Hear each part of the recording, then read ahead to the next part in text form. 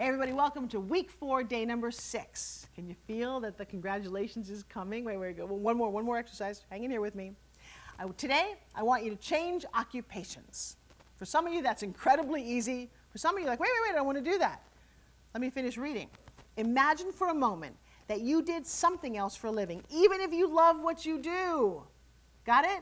Take a moment. What would you be doing? What do you want to do when you were little? What do you dream about? What do you look at somebody else they're doing? You want to do that.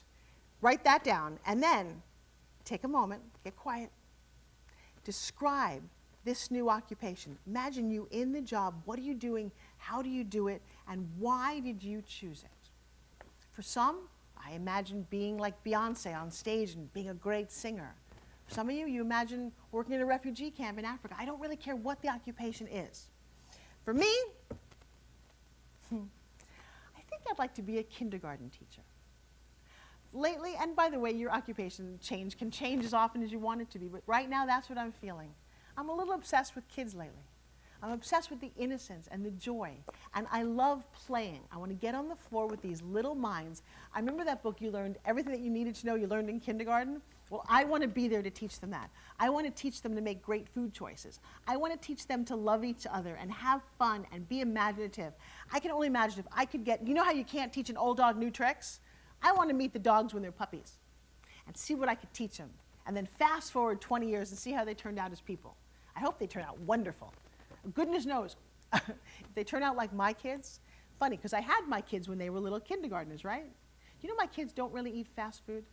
I asked them the other day, I was going home, I said, would you like me to get you a treat of ice cream? And they're like, Mom. I'm like, what? We don't really eat ice cream. They're 11 years old.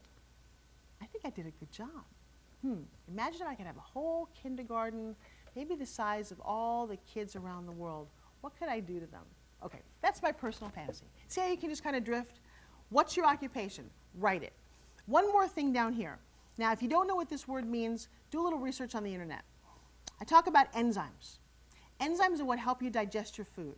If you've never sprouted a seed, first time I did this was crazy. You know, you think about it, when you plant a seed, how it grows.